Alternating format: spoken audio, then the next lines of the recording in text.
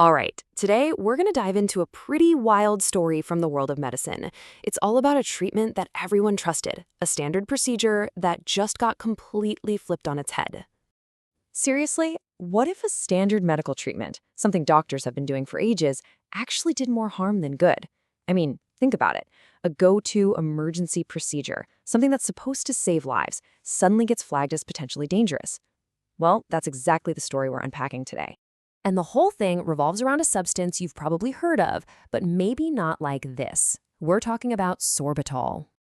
So what even is this stuff? Well, sorbitol is basically a type of sugar alcohol, but its real superpower, at least in a hospital, is something called a hyperosmotic effect. Look, all that really means is that it's an incredibly powerful laxative.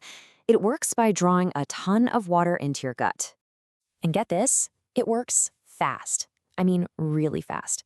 It starts kicking in within 15 minutes, and you're seeing the full effect in about an hour. Now, if you're in an emergency situation, that's the kind of speed you want, right? Absolutely. So because it was so fast and so powerful, it found this really logical home in the emergency room. It became part of this classic protocol for dealing with something very specific. For years and years, this was the main reason you'd see sorbitol used in the ER. If someone swallowed something toxic, the go-to move was to give them activated charcoal, and sorbitol right along with it. And when you look at the logic, it just makes perfect sense, doesn't it? It's a simple two-step takedown. First, the activated charcoal comes in and acts like a magnet or a sponge, grabbing onto the toxin in the stomach. Then, step 2, sorbitol comes in and just flushes the whole complex, the charcoal and the toxin, right out of the body. It sounds clean, it sounds simple, and it sounds super effective. Or so everyone thought. And you have to understand, this wasn't some fringe idea. This was standard operating procedure.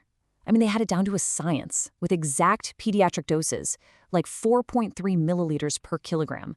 This was just what you did. Totally routine. But you know how it goes in science, right? The full picture is almost always more complicated. It turned out that the very thing that made this protocol so strong was also its biggest weakness. So that brings us to the big question, the one that changes everything. This super powerful flushing effect. Yeah, it was the whole point. But was there a hidden cost? Was it actually hurting the patient? And the answer, it turns out, was a huge, resounding yes. That same mechanism, the one that pulls water in to flush out the bad stuff, well, it could pull out way too much water. And that led to some really serious problems, like severe dehydration, that's hypovolemia, and dangerously low electrolyte levels. Suddenly, the cure was starting to look a lot like a new problem. You know, it's not like there weren't already some warning signs. Doctors already knew there were times you just didn't use sorbitol. Like if a patient had a really bad stomach pain or was throwing up, those were red flags, hints that its powerful effects could go south in the wrong situation.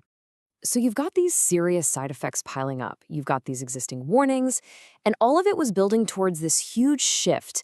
A major turning point in the official medical guidelines was coming. And then this happened. A direct, crystal clear warning that just blew up decades of standard practice. The key phrase, no longer recommended. Let me tell you, in the super cautious world of medical guidelines, that's basically a bombshell. I mean, just look at this side by side. It couldn't be clearer. You go from, hey, use this with activated charcoal, to do not use this with activated charcoal. A treatment that was once the absolute standard is now something you're explicitly warned against. The whole idea was just gone. Okay, so let's get to the final verdict. Why the massive 180? What was the final nail in the coffin? It really all boiled down to a simple risk versus reward calculation. The evidence was clear. The risk of causing severe dehydration and messing up someone's electrolytes was real, and it was dangerous. And here's the kicker. Those proven risks were weighed against the unproven benefit of getting the toxin out a little faster. In the end, the potential for harm was just way too high. And they added another layer of caution, too. They specifically warned against using it in patients with kidney issues because those folks are even more vulnerable to all these fluid shifts. It just goes to show how the thinking shifted to putting patient safety first, no matter what. So this whole sorbitol story is just a perfect reminder that medicine isn't set in stone. It's always changing, always evolving as we learn more. It really makes you wonder, right? What trusted, everyday practice that we rely on today might be the next one to get a major update?